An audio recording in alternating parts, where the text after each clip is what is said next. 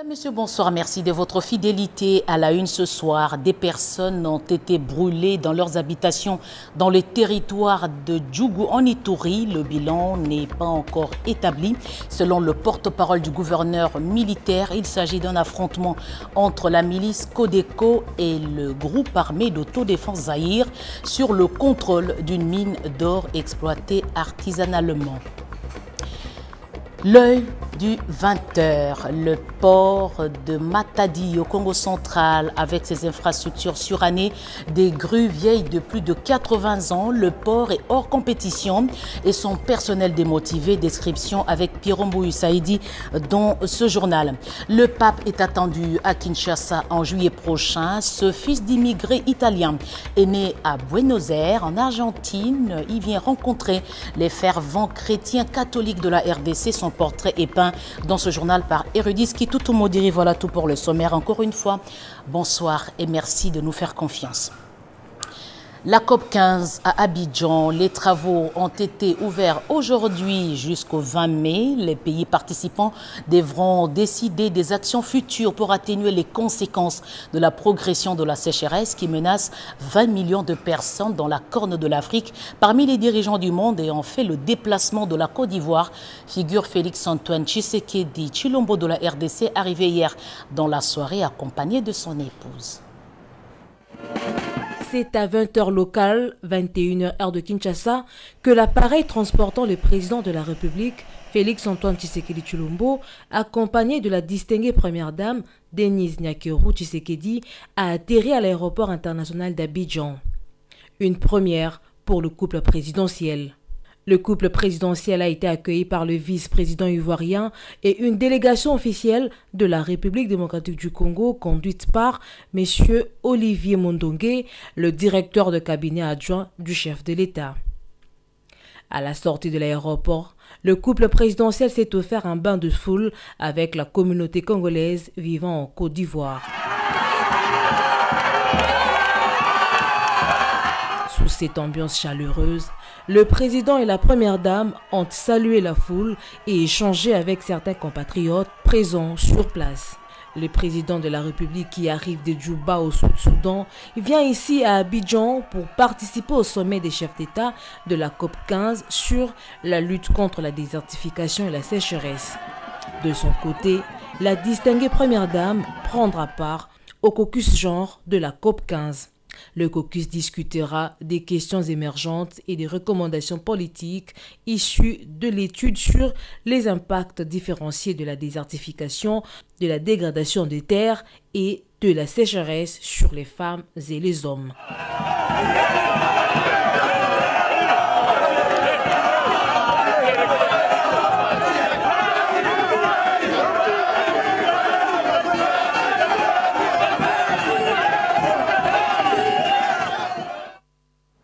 Justement, en rapport avec la tenue de la conférence des Nations Unies sur la lutte contre la désertification et sécheresse, des recommandations et mesures urgentes sont envisagées dans le reboisement des forêts, le développement des bonnes pratiques agricoles des pêches de Patrick Michel Mokoui. Je l'ai dit au sommaire, massacre à Djougou, difficile d'avancer le bilan pour l'instant. Il y aurait eu des personnes civiles tuées dans leur maison dans la commune des Mungwalu dans les territoires de Djougou. Information confirmée par le porte-parole du gouverneur militaire de l'Ituri. Selon le lieutenant Jules Ngongo, il s'agit d'un affrontement entre le groupe Zaïre et la milice Codeco. Les populations civiles ont été utilisées comme boucliers humains à Djougou en Ituri. Des affrontements ont opposé la milice Codeco et le groupe armé d'autodéfense Zaïre sur le contrôle des zones minières au secteur Banyali-Kilo. L'armée n'avance aucun bilan. Le lieutenant Jules Ngongo, porte-parole du gouverneur militaire Johnny Luboyan Kachama, affirme que les victimes ont été prises entre deux feux. Informé de la situation, le gouverneur militaire et commandant des opérations en Ituri, lieutenant général Luboya Kanchama Johnny, depuis le territoire d'Aru, où il s'est trouvé en mission d'itinérance d'évaluation de la situation sécuritaire, regrette du fait qu'une bonne partie de nos populations ait perdu la vie à cause de la barbarie et des intérêts mesquins de certains fils égarés de l'Ituri. En effet, il y a une carrière de mine d'or qui est exploitée artisanalement à 7 km de Pluto, appelé Camp Blanquette. Des groupes armés se disputent le contrôle de cette carrière, à savoir la milice Codeco et Zaïre. Malheureusement, pendant leur sale besogne, certaines personnes se sont retrouvées entre deux faits de ces hors-la-loi. Et donc, plusieurs ont perdu la vie et leur case brûlée. Le bilan reste à confirmer. Les morts et les dégâts matériels, tout en présentant nos condoléances aux familles éprouvées. Nous demandons à notre population de se désolidariser avec ces hors-la-loi, même s'ils sont de la même communauté. Aucune communauté peut se prévaloir d'assurer sa protection. Selon le chef de groupement Mabilindei, 29 personnes seraient brûlées dans leurs habitations. La justice fera son travail et la sécurité a été renforcée dans la zone, selon l'armée. Autre chose, Guy Bandou, nouveau gouverneur du Congo central, le successeur d'Atou Matubwana, a battu à plate couture Nefertiti Ngoudianza par 33 voix contre 8 et à la Chopo, l'avantage de l'âge a donné la victoire à Tony Kapalata face à Madeleine Nikomba. Les deux candidats au second tour avaient obtenu 14 voix chacun et la loi les a départagés au pied de l'article 170 alinéa 3 de la loi électorale. Les résultats provisoires ont été publiés par la CENI des pêches de Tétis Samba.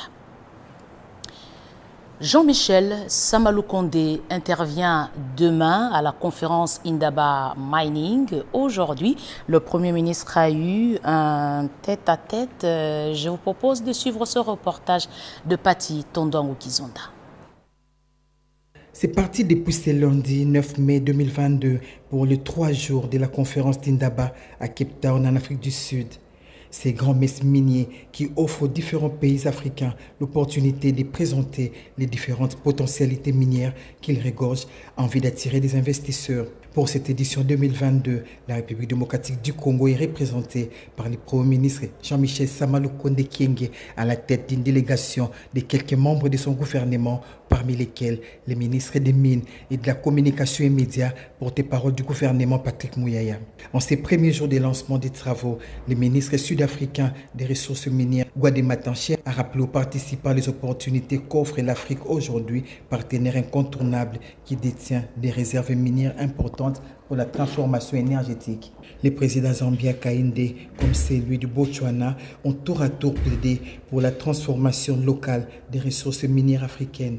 Ils ont lancé un appel aux investisseurs d'œuvrer dans la production et la transformation de manière à créer non seulement les emplois, mais aussi des richesses au bénéfice de la population. Selon eux, cette approche vise à sortir le continent africain de la misère au regard de ses réserves minières. La République démocratique du Congo et la Zambie, par exemple, détiennent en elles seules près de 70% de la réserve mondiale du cobalt. Il est donc intéressant de mettre toutes ces ressources minières au profit du développement de l'Afrique et de sa population. Après ces différents discours et appels aux investisseurs, une photo des familles a sanctionné la première partie de cette journée d'ouverture d'Indaba Mining 2022. Le chef du gouvernement congolais Jean-Michel Samaloukonde Kyenge, représentant personnel du chef de l'État Félix-Antoine Tshisekedi Tshilombo, a par la suite visité les différents stands où sont exposées les ressources minières qui regorgent la République démocratique du Congo ainsi que d'autres pays. Merci Pati Tondouangou Kizonda pour ces images de la cérémonie inaugurale. Je le disais à l'instant, Jean-Michel Samaloukonde intervient demain à la conférence Indaba Mining. Aujourd'hui, le chef du gouvernement congolais était reçu par le président du Botswana au centre de la coopération entre Kinshasa et Gaborone. Mr. Prime Minister. Afternoon. Please. Take a seat. Thank you. En marge des travaux de la conférence minière d'Indaba Mining 2022 à Cape Town en Afrique du Sud, le Premier ministre Jean-Michel Samaloukonde Kyenge a eu un tête-à-tête avec le président du Botswana, Mokgweetsi Masisi. Les deux hommes d'État ont saisi cet instant pour faire le tour d'horizon des relations de coopération entre les deux pays. Signalons que Gaborone entretient de bons rapports avec Kinshasa. Le chef du gouvernement congolais Jean-Michel Sama Lukonde Kyenge et le président Masisi veulent exploiter cet élan de solidarité pour renforcer davantage les liens d'amitié et de fraternité. L'intervention du chef de l'exécutif national, Jean-Michel Sama Lukonde Kyenge à Indaba Mining est donc prévue pour ce mardi 10 mai à 9h, heure d'Afrique du Sud. Il est également prévu un panel avec... Les consommateurs en vente interne, tout comme ceux de l'importation, sont tenus au respect de 8% de la TVA sociale. Cette mesure exige un encadrement. Décision majeure prise lors de la session extraordinaire de la commission tarifaire. Riki Nzuziloya Mayawel, reportage. 8%, c'est le taux des prélèvements de la TVA, validé au profit des produits de grande consommation en République démocratique du Congo. La commission tarifaire, avec les experts de la présidence de la République, la primature, les finances, l'économie et la douane, représentée par la directrice générale de la DGDA, Jeanne-Blandine Kawanda Walom, s'y sont penchés pendant la session extraordinaire clôturée samedi. Cette mesure, reprise dans la loi des finances 2022, a souffert pour son applicabilité à cause des erreurs de codification corrigées à cette session. C'est pour améliorer le bien-être de la population et soutenir la production locale des recommandations formulées. En ce qui concerne la forme légale à donner à cette mesure urgente, la commission tarifaire a estimé qu'elle pouvait être portée par un décret du Premier ministre. C'est ainsi qu'il est nécessaire que cette TVA sociale soit assortie de mesures d'accompagnement efficaces afin d'atteindre l'objectif de la baisse effective des prix des produits de première nécessité. Le conseiller fiscal aux finances, représentant le ministre empêché, martèle sur la vision économique et sociale du chef de l'État Félix Antoine Tshisekedi face à cette baisse. L'institution de la TVA sociale sur certains produits de première nécessité, tant sur les importations que sur les ventes intérieures, vise justement à minimiser l'impact de cet impôt sur les prix de biens en vue de contenir la hausse des prix et sauvegarder le pouvoir d'achat de la population congolaise. 5 requêtes des opérateurs économiques ont été analysées, les unes adoptées et les autres reportées pour des analyses approfondies. Le FMI félicite la RDC pour avoir franchi la deuxième revue du programme formel. La délégation des experts du fonds poursuit sa mission à Kinshasa. Aujourd'hui, des échanges ont eu lieu au cabinet du président de la République autour des questions budgétaires tenant compte du prix des produits pétroliers et des produits alimentaires. Patrick Michel.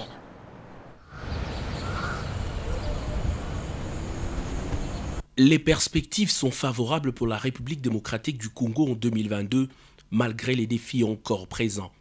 Cette affirmation est de Mercedes Verck-Martin à l'issue de la séance de travail tenue ce lundi autour du directeur de cabinet du chef de l'État, Guy Laniembo. La chef de mission du Fonds monétaire international pour la RDC, qui conduisait l'équipe FMI de Washington et l'équipe de la présidence, ont passé en revue les différents programmes d'appui aux réformes des autorités congolaises dans une forme de consultation annuelle. Les deux parties ont évoqué les perspectives économiques de la RDC en 2022 dans un contexte international plus ou moins incertain. Nous avons parlé des pressions budgétaires en 2022 qui prennent en compte l'augmentation des prix pétroliers et prix des produits alimentaires globaux. Il y aura un impact au niveau de l'inflation à l'interne et aussi il y a des pressions budgétaires relationnées avec la subvention aux produits pétroliers, hydrocarbures. Nous avons discuté de l'engagement des autorités au niveau des programmes pour l'amélioration de la gouvernance, le renforcement des institutions à moyen terme. La chef de mission du FMI a affirmé que son équipe a eu des discussions très productives avec les autorités pour maîtriser la masse salariale, reformer la fonction publique et de manière graduelle la subvention. Les défis sont grands. Nous pensons qu'il y a un grand programme, un grand compromis d'engagement de réforme dans le contexte du programme et on continue à travailler ensemble avec les autorités congolaises. En 2022, les autorités congolaises ont respecté à la lettre les critères quantitatifs et repères structurels qui sous-tendent la stabilité du cadre macroéconomique du pays. Ce qui a valu les félicitations de l'équipe du Fonds monétaire international, beaucoup plus encore pour la réussite de la deuxième revue du programme formel avec le FMI qui a conduit à une facilité élargie de crédit. Relance de la SINAT. Après près de 10 ans d'arrêt des travaux, un contrat d'amodiation a été signé sous la supervision de la ministre d'État au portefeuille Adel Kaïnda. Angèle Mabia-Lalande. Après plusieurs années de misère, de galères, d'impaiement des salaires, de mariages disloqués, de familles éprouvées, des enfants abandonnés par manque de moyens, les travailleurs de la cimenterie nationale de Kimpese peuvent de nouveau tressaillir de joie. Et pour cause, la signature de ce contrat d'amodiation entre Diamond Cement et la SINAT, initiative parrainée par la ministre d'État en charge du portefeuille, la princesse Adel Kaïnda, qui ne jure que sur la restructuration profonde des entreprises publiques. Mes remerciements s'adressent à son Excellence, Monsieur le Président Félix Antoine Tshisekedi Tshilombo, Président de la République, chef de l'État, qui a bien voulu remettre la relance de la production du ciment de la cimenterie nationale SINAT à l'ordre du jour pour que triomphe son leitmotiv, le peuple d'abord.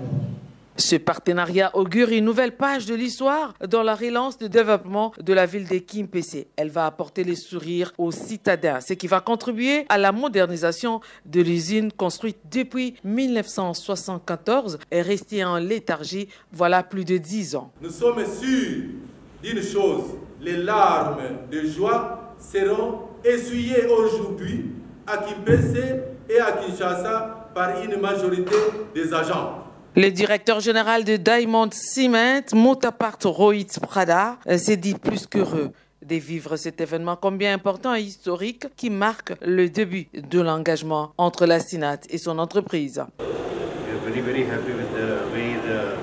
Nous sommes très contents de la manière dont les choses se sont passées et puis notre félicitation va tout droit à son Excellence Madame la Ministre, parce que c'est impliqué corps et âme pour faire que les choses puissent marcher. Le numéro 1 du portefeuille, la princesse Adel Kaïnda Maïna, s'est promis de continuer à s'engager pour que d'autres entreprises devenues des canards boiteux reprennent le souffle. La restructuration profonde des entreprises est donc une réalité au pays de Félix Antoine Tshisekedi Tshilombo. Le grand angle de ce soir, le port de Matadi au Congo central avec ses infrastructures surannées, des grues vieilles de plus de 80 ans. Le port est hors compétition et son personnel démotivé. Pierre Mbouyou Saïdi.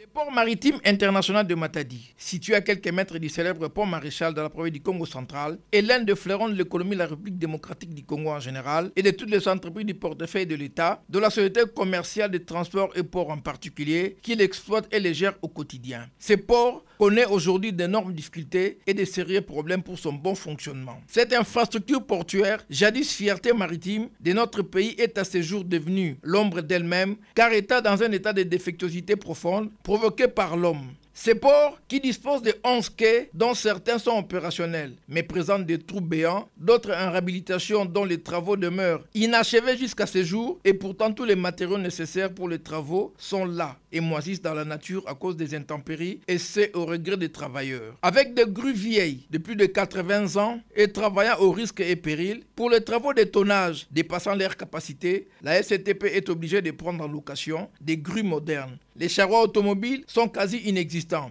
Ceux qui sont là ne fonctionnent plus. En dépit de ces spectacles apocalyptiques, tous les agents des entreprises du portefeuille de l'État qui exploitent ces ports, dont la SCTP, les visiteurs et les armateurs, caressent le vœu de voir cette infrastructure subir une cure de jouvence et revêtir une nouvelle robe à travers divers travaux de réhabilitation de ces ports pour ainsi répondre à la vision du chef de l'État, Félix Antoine Tshisekedi Tshilombo, qui voudrait moderniser les entreprises publiques, mission que compte matérialiser l'actuel directeur général de la Société commerciale de transport et ports au travers les départements des ports maritimes.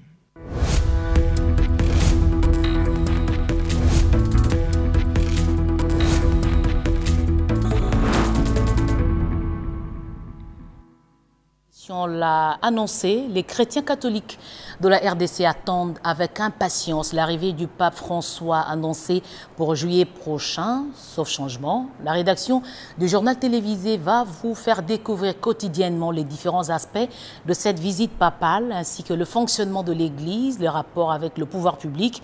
On ouvre le bal avec le portrait de l'actuel chef de l'Église catholique, Érudis Kitutu Modiri. 37 ans après la visite du pape Jean-Paul II, voici qu'un pape revient en République démocratique du Congo. Qui est le pape François?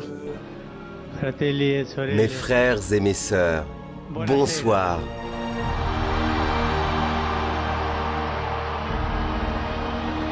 Giorgio Mario Bergoglio est né à Buenos Aires en Argentine le 17 décembre 1936.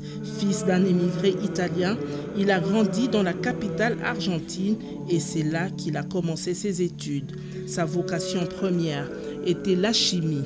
Une vocation supérieure l'a emmené à quitter le laboratoire. Dieu l'a appelé au sacerdoce. Il entreprend à Santiago en Chili son officiat dans la Compagnie de Jésus pour plus tard poursuivre les études en théologie. Ordonné prêtre, Jean-Paul II le nomme évêque titulaire d'Auca et auxiliaire de Buenos Aires. Il reçoit dans la cathédrale l'ordination épiscopale.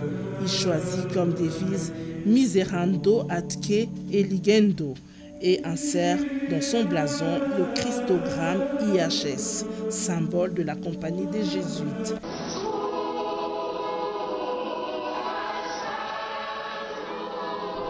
L'enseignement occupe une grande partie de sa vie. Il a été professeur de théologie, curé dans la ville de Saint-Miguel, évêque de Rome, archevêque, coadjuteur de Buenos Aires, cardinal et président de la conférence épiscopale. Successeur du pape Benoît XVI, il est le 266e pape de l'Église catholique sous le nom de François depuis son élection le 13 mars 2013. Le premier pape à avoir choisi le nom de François en hommage à Saint François d'Assise. Son nom change aussi pour donner une importance à son événement. La visite du pape en République démocratique du Congo vient concrétiser un désir manifesté depuis longtemps, celui de visiter ce pays éprouvé par des années de guerre et de violence et par lequel il a posé de gestes concrets.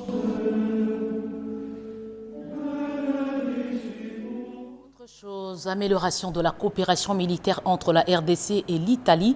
L'armée de l'air, c'est l'un des secteurs qui va bénéficier de cette coopération. Le sujet était évoqué au cours d'un échange entre le ministre de la Défense nationale, Gilbert Kabanda, et le nouvel ambassadeur de l'Italie accrédité à Kinshasa. Georges-Frédéric Ndibouti, Rinzazi, reportage.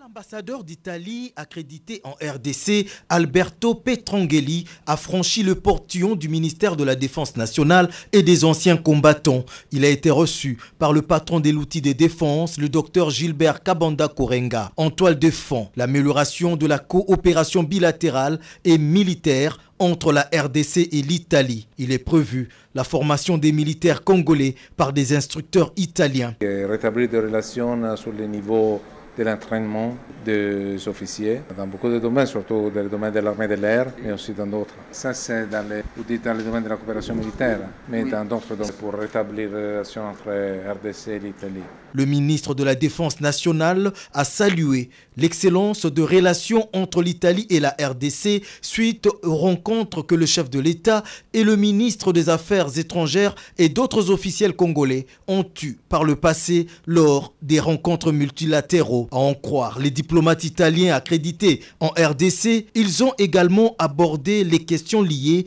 à la situation sécuritaire qui prévaut dans l'est de la RDC. Avant de rejoindre Kinshasa, Alberto Petrongeli était en poste en Albanie. Santé, bombée, une drogue consommée par la plupart des jeunes dans plusieurs villes de la République démocratique du Congo et fait des ravages. Une étude vient d'être menée pour connaître la composition de cette drogue. Les résultats ont été publiés. Des révélations inquiétantes émanant des analyses de la drogue bombée effectuées à l'initiative du Programme national de lutte contre les toxicomanies. La dite drogue contient plusieurs substances qui expliquent les effets observés chez les consommateurs. Les gens qui prennent bombée vont chercher dans les catalyseurs. Et ce sont donc des produits très toxiques, mais auxquels on va ajouter d'autres toxiques, des médicaments, notamment nitruline, parfois d'autres drogues, les opiacés par exemple, ou la codéine, ainsi de suite. On peut avoir plusieurs sortes de bombées, puisqu'il y en a parfois qui vont prendre simplement la souille qui se trouve dans le tuyau d'échappement, parce qu'il n'y a dans les véhicules anciens, il n'y a pas de catalyseur. La drogue bombée présente plusieurs méfaits, souligne le professeur Joseph Andelo au cours de cette conférence des restitutions organisée ce lundi 9 mai à Kinshasa avec l'appui de la Fédération mondiale contre la drogue. Deux résultats clés que nous avons pu avoir à travers tout d'abord des analyses en laboratoire de la fameuse drogue artisanale bombée. Nous avions décidé de pouvoir envoyer un échantillon en laboratoire pour analyser le contenu et savoir de quoi est constituée cette bombe et bien évidemment par la suite étudier les méfaits et voir comment apporter des réponses à la consommation de cette drogue. La lutte contre les toxicomanies nécessite la synergie des acteurs, dont les organisateurs de la société civile en cours d'identification. De l'assistance aux femmes victimes du drame qui s'était produit au marché Matadi Kibala à Kinshasa, près de 500 ont reçu des kits de réinsertion grâce à une action salvatrice de l'ONG ADEAC. Robert Ndayechi Sensei. 2 février 2022, aux petites heures de la matinée, un drame meurtrier secoue la capitale à Matadi Kibala. Des images choquantes qui font le tour du monde et provoquent la compassion de tout un peuple. 2 vaillantes femmes sont tombées armes à la main et d'autres ont tout perdu. Heureusement qu'il y a encore en République démocratique du Congo des femmes au cœur sensible à l'image de Tabitha de la Bible. 3 mois après ce drame, celles qui avaient perdu espoir de vivre encore se sont vues honorées par la députée nationale Solange Masumbuku Nyenyezi.